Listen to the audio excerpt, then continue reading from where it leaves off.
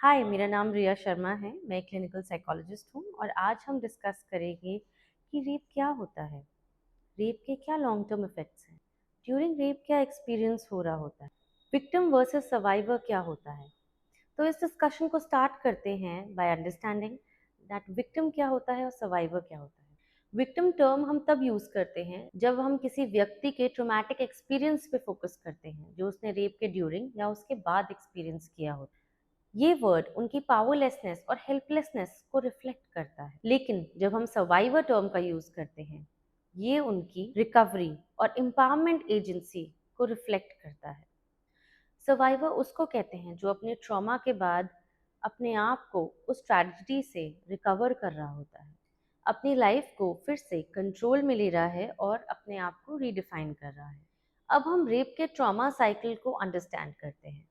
Rape जैसे traumatic incident में हमारी बॉडी एक रेप ट्रॉमा साइकिल से गुजरती है, जिसका स्टेज 1 होता है अलार्म स्टेज, जहाँ पे बॉडी थ्रेट को रिकग्नाइज करके फाइट, फ्लाइट या फ्रीज रिस्पॉन्स को इनिशिएट करती है।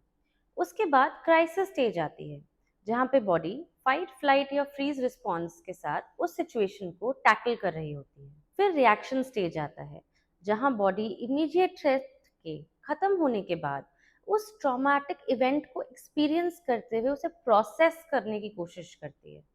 एंड फाइनली रिकवरी स्टेज, जहाँ पे बॉडी और माइंड वापस उस ट्रॉमेटिक स्टेट से अपने आप को बेसलाइन स्टेट पर लाने की कोशिश करते हैं। अब देखते हैं आखिर रेप के वक्त होता क्या है, हमारी बॉडी किस चीज से गुजरती है। रेप के वक्त विक्टिम का इनिशियल रिस्पॉन्स होता है शॉक और डिसबिलीफ। इस समय रेप विक्टिम अपने एक्सपीरियंस से, अपने आसपास के वातावरण से डिस्कनेक्टेड फील करता है और अपने साथ हो रहे इस वायलेशन को प्रोसेस करता है। ये एक कंफ्यूजिंग स्टेट है, जहाँ पे विक्टिम ये सोच रहा होता है कि क्या सच में मेरे साथ ये हो रहा है। वो अभी भी इस स्टेट ऑफ शॉक में होता है। Next is fear and helplessness. अपने साथ होने वाली सिवियरिटी ऑफ वायलेशन उसको डर और हेल्पलेसनेस दोनों ही प्रोड्यूस करती है। विक्टिम फाइट, फ्लाइट या फ्रीज रिस्पॉन्स इनिशिएट करता है।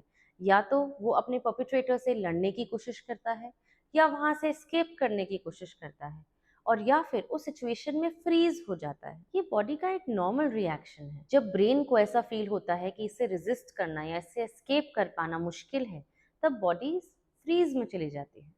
बहुत सारे विक्टिम्स डिसोसिएशन एक्सपीरियंस करते हैं, जहां वो मेंटली और फिजिकली इस एक्ट से अपने आप को डिटैच कर लेते हैं। उन्हें लगता है जैसे वो अपनी बॉडी से बाहर आके इसको देख पा रहे हैं। ये डिसोसिएशन उनको इस वायलेशन से कोप करने में हेल्प करता है, लेकिन इससे उनकी मेमोरीज फ्रैगमेंटेड हो सकती हैं और बाद में रिकॉल होने में डिफिकल्टी आ सकती है। इमीडिएट टेरर एक पैनिक क्रिएट कर सकता है। इस पैनिक अटैक में हाइपरवेंटिलेशन, रैपिड हार्ट बीट और एक sense of impending Doom create हो जाता है।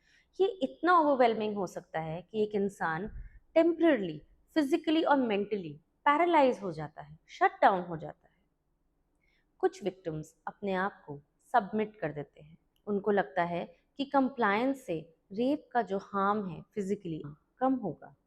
ये एक्शंस काउंटर इंट्यूटिव लगते हैं, लेकिन एक्चुअली ये हमारे सर्वाइवल इंस्टिंक्ट्स के ऊपर बेस्ड है। असॉल्ट के दौरान विक्टिम अपने एक्शंस और डिसीजंस को इस असॉल्ट का कॉज बनाने लगता है, अपने आप को ब्लेम करने लगता है। एक बहुत ही deep sense of shame and guilt develop होने लगता है। रेप के दौरान विक्टिम अपने माइंड पे और बॉडी पे completely loss of control feel करने लगता है। ये उनके ट्रॉमा को और भी ज़्यादा रीइंफोर्स करता है। ये एक बहुत ही कॉम्प्लेक्स डायनामिक है, जिसमें biological and emotional experiences rape के ड्यूरिंग कंप्लीटली डिफरेंट हो सकते हैं। रेप के दौरान बॉडी के फिजियोलॉजिकल या बायोलॉजिकल रिस्पॉन्सेज इनवॉलेंट्री हैं, यानी कि उनके कंट्रोल में नहीं है। विक्टिम का कंसेंट या इमोशनल स्टेट इस रिस्पॉन्स को अफेक्ट नहीं करता है। इनवॉलेंट्री अराउजल जैसे लुब्रिकेशन एंड ऑर्गेज्म एक नेचुरल फिनोमिना है, जो कि हमारे ऑटोनॉमिक नर्वस सिस्टम के कंट्रोल में होता है। ये इनवॉलेंट्री मैकेनिज्म बॉडी को ऐसे क्राइम के ड्यूरिंग या रेप एक्ट के ड्यूरिंग फिजिकल डैमेज से बचाने के लिए भी एक प्रोटेक्टिव मैकेनिज्म है। लेकिन इस इनवॉलंटरी अराउजल का साइकोलॉजिकल इम्पैक्ट क्या है? विक्टिम्स जो ये इनवॉलंटरी अराउजल को एक्सपीरियंस करते हैं, उनमें शेम, गिल्ट और कंफ्यूजन क्रिएट हो जाता है। ये उनके ट्रॉमा को और भी कॉम्प्लेक्स कर देता है, क्योंकि फिजियोलॉजिकली वो कुछ और एक्सपीरियंस कर रहे होते हैं और मेंटली वो कुछ और एक्सपीरियंस कर रहे होते हैं। They sometimes are questioning themselves कि was I enjoying the act? Victims को सिर्फ क्राइम से ट्रॉमा नहीं होता है, बल्कि सोशल और लीगल सिस्टम से फर्दर उनकी विक्टिमाइजेशन बढ़ जाती है। सोसाइटी में पब्लिक स्क्रूटनी, इन्वेजिव क्वेश्चनिंग, उनकी सोशल एंड सेक्सुअल हिस्ट्री को लेकर स्टिग्मा, ये उनके ट्रॉमा को और बढ़ा देती है। ये आइडेंटिटी स्ट्रगल्स को भी जन्म देती है और इंसान इन सब चीज़ों में जूझने लगता है। विक्टिम ब्लेमिंग, जहाँ विक्टिम के कपड़े, उनका पास्ट बिहेवियर या उनके एक्शंस की वजह से उनको ब्लेम किया जाता है, ये उनके लिए और भी ज़्यादा साइकोलॉजिकल ट्रॉमा को क्रिएट कर देता है और अपने आप को वो आइसोलेट करना शुरू कर देते हैं, जिससे वो और भी ज़्यादा डिप्रेस्ड या एंक्शस हो सकते हैं। Post traumatic stress disorder, suicidal thoughts या सुसाइडल अटेम्प्ट्स का भी एक बहुत बड़ा रिस्क है। ये ना कि सिर्फ उस विक्टिम के ऊपर अफेक्ट करता है, बल्कि सोसाइटी के बाकी विक्टिम्स को भी अपनी इस क्राइम के लिए सामने आके रिपोर्ट करने में से रोकता है। यही एक रीज़न है कि इंडिया के अंदर रेप बहुत ही अंडर रिपोर्टेड है। इंडिया का डाटा बहुत ही शॉकिंग है। Once in every 16 minutes there is a rape happening in India. एक दिन में टोटल 90 रेप्स इंडिया में हो रहे हैं। बट क्या हमारे न्यूज़ चैनल्स उसको दिखा पा रहे हैं? Because most of them are going under reported. Rape के इस इम्पैक्ट को कम करने के लिए हमें विक्टिम और सर्वाइवर, इस डिफरेंस को समझना होगा, अपने वर्ड्स और अपने एक्शंस से उनको हेल्प करना होगा टुवर्ड्स रिकवरी। हम उनके एक्सपीरियंसेस को वैलिडेट करें और उनकी हीलिंग में उनको हेल्प करें, ये बहुत ही ज़रूरी है।